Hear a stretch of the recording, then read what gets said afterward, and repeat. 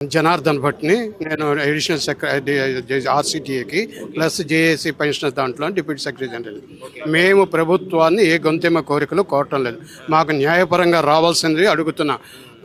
అంటే ఉన్న నాలిక ఊడింది, మాకు కొండ నాలిక మందేస్తాం, ఉన్న నాలిక ఊడింది. మేము అడిగిన డిఏలు, మా పిఆర్సీలు, తర్వాత 399 దశాబ్ద కాలం నుంచి స్పెషల్ టీచర్లకి వాళ్ళకి నేషనల్ ఇంక్రిమెంట్ ఇవ్వయి అంటే వాళ్ళు ఏం డబ్బులు అడగటం లేదు, అది చేయటం లేదు.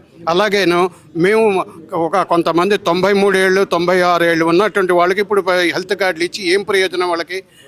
అలాగే రాష్ట్రాల్లో వేరే చోట్ల వాళ్ళ అబ్బాయిల దగ్గర వాళ్ళ అమ్మాయిల దగ్గర ఉన్నటువంటి వ్యక్తులు ఇక్కడికి వచ్చి హెల్త్ చేసుకోమంటే వాడు అసలు కదిలే పరిస్థితి ఉందని కూడా ఆలోచించదు. ఆప్షన్ కంపల్సరీగా మాకు ఇవ్వాలి. అలాగే ఏంటంటే మేము ఎన్ని కోరినా మేము ధనం వ్యయం చేయొద్దని చెప్పడం లేదు ప్రభుత్వానికి. వాళ్ళకి ఇవ్వాల్సింది ఇవ్వండి, మాకు ఇవ్వాల్సిన దగ్గరికి వచ్చేసరికి మమ్మల్ని పంగనామాలు పెడతా ఉంటే ఎలా పలికింది? ఇది శాపనార్థాలు. నిజంగా చెప్తున్నాము. 2024 తర్వాత రిటైర్ అయినటువంటి వాళ్ళకి వాళ్ళు దాచుకున్న డబ్బులు ఇంతవరకు ఇవ్వలేదు. ఒక గ్రూప్ ఇన్సూరెన్స్ అంటే ₹1,00,000 2,00,000 కన్నా ఎక్కువ ఉండదు ఎంత చేసుకున్నా. అది కూడా ఇవ్వకపోతే ఎంతనా ఇదండి? ఇప్పటికి 2 కోట్లు 2,000 కోట్లు ఇచ్చాము. 2,000 కోట్లు 100 రోజుల్లో 6,000 కోట్లు ఇచ్చాను. మేము లెక్క తీస్తే మా దగ్గర ఇప్పుడు ఒక్కొక్కళ్ళు పంపుతున్నాను. నాకు జీపీఎఫ్ వచ్చింది, మిగతాది రాలేదు. నాకు కమ్యూటేషన్ వచ్చింది, మిగతాది రాలేదు. ఇంకా 50 లక్షలు ఒక అతను జీపీఎఫ్లో ₹1,00,00,000 పెట్టాడండి.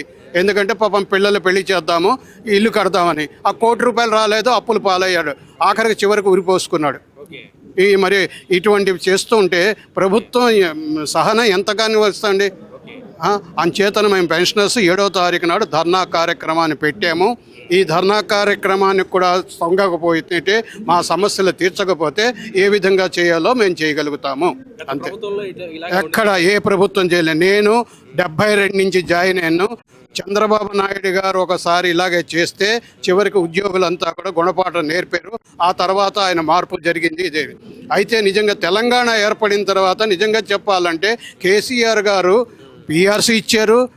అడిషనల్ క్వాంటమ్ అనేది అంటే అదనంగా పెన్షన్లో వచ్చేటది, అది నిజంగా చెప్పాలంటే ఎవరు కూడా అలాగే అంతటి డేరింగ్ స్టెప్ తీసుకోలేదు.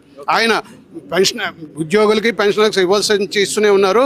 ఆయన కార్యక్రమాలు చేస్తూనే ఉన్నారు. మేము కూడా రేవంత్ రెడ్డి గారికి అదే చెప్తున్నాం. ముఖ్యమంత్రిగా మీరు చెయ్యండి మీ కార్యక్రమాలు, మమ్మల్ని ఉసురు ఎందుకు పెడతారు? మాకు రావాల్సిన న్యాయపరమైనటువంటి ఈ సమస్యలను తీర్చి మాకు ఆనందాన్ని కల్పించండి అని ఈ విధంగా కోరుతున్నాం అండి. Thank you.